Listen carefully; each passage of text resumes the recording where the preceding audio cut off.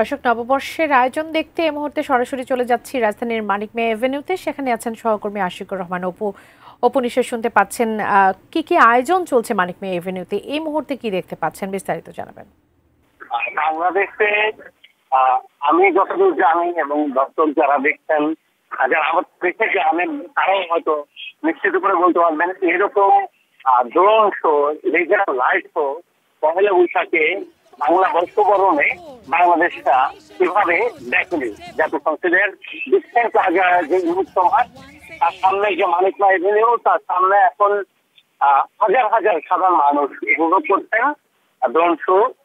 যার শুরুটা হয়েছে, একেবারে শুরুটা হয়েছে রিভার্স শব্দটা দিয়ে, জুলাই 36 রিভার্স অফ বাংলাদেশ, এই লেখাটা দিয়ে, অর্থাৎ বাংলাদেশের যে দ্বিতীয় স্বাধীনতা, সেই স্বাধীনতার পর সেই স্বাধীনতা শুরু হয়েছিল যেসব শহীদদের আত্মত্যাগের মাধ্যমে। একে একে তাদের প্রতিকৃতি আমরা রংপুরের আলোচিত আবু সাইদের প্রতিকৃতি দেখেছি শুরুতেই। ঢাকার রাস্তায় মুগ্ধর হাতে পানি এবং সাথে ক্যাপশন পানি লাগবে কিনা, সেই প্রতিকৃতি দেখেছি। এরপর জুলাই 36-এর সেই সব নানান মুহূর্তের মধ্য দিয়ে চলে এসেছে 1971 লেখাটি, আমাদের মহান মুক্তিযুদ্ধ এবং মুক্তিযুদ্ধের চোখে 2024, অর্থাৎ মুক্তিযুদ্ধের যে যুগ, সেই যুগের আলোকে 2024 আমাদের জুলাই 36-এর যে প্রেরণা, যে অনুভব, যে চেতনা, সেটাকে একসুতায় বাঁধা। এরপর পরই আমরা বাংলাদেশের পতাকা দেখেছি এবং তারপরে প্যালেস্টাইনের জন্য যেখানে নির্মম গণহত্যা হচ্ছে, গাজা এবং বিভিন্ন স্থানে প্যালেস্টাইনে বছরের পর বছর সাধারণ মানুষকে যেভাবে গণহত্যা করা হয়, তাদের জন্য আমরা দূর থেকে প্রতিবাদ জানাতে পারি। প্রাণ সসের মাখামাখি টেস্ট নুডলস কে করে তোলে আরো ইয়ামি, আরো জোস। প্রাণ সস, সসের বস।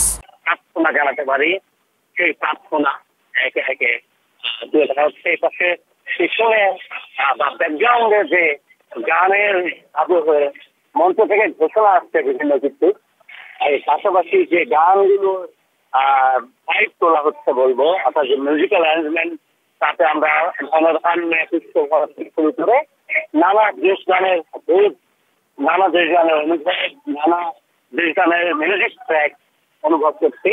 সাধারণ মানুষ কিন্তু দুপুর 3টার আগে এখানে এসে জড়ো হয়েছেন। দুপুর 3টা থেকে এই মিউজিক্যাল ব্যান্ড শো শুরু হয়েছে, যার উদ্দেশ্য সুন্দর 7টার ড্রোন শো।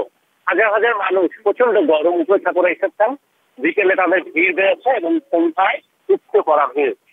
মানিক মিয়া এভিনিউয়ের দুই পাশে মঞ্চের পেছন দিকটা খানিকটা ফাঁকা, মঞ্চের সামনে একেবারে খামার বাড়ি পর্যন্ত, সংসদের দক্ষিণ পাশের সামনে থেকে খামার বাড়ি পর্যন্ত দুই ধারে মানুষ। উপরে আমরা সেচ ভবনের নিচেও অগণিত মানুষ দেখছি।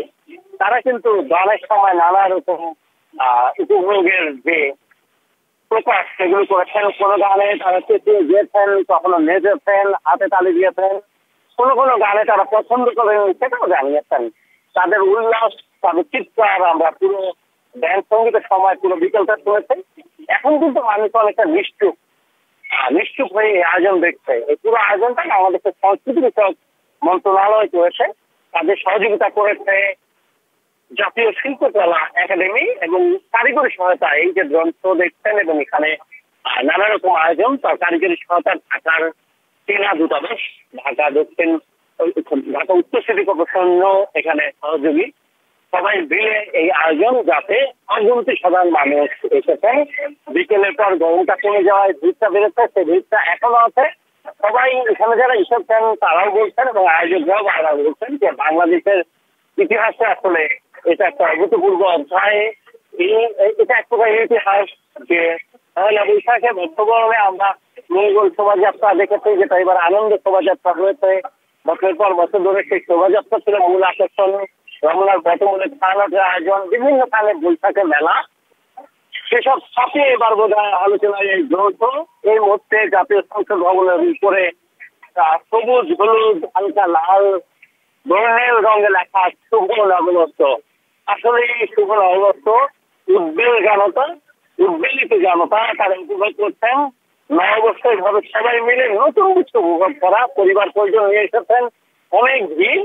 কিন্তু যেহেতু মানিক মিয়া এভিনিউ একটা বিশাল পরিসর খোলা জায়গা, এই ভিড় অসংখ্য মানুষকে জায়গা দিয়েছে, সবাই মিলেমিশে তাদের চোখ, তাদের আমি বলবো যে নয়ন ভরে উপভোগ করা আমরা দেখছি।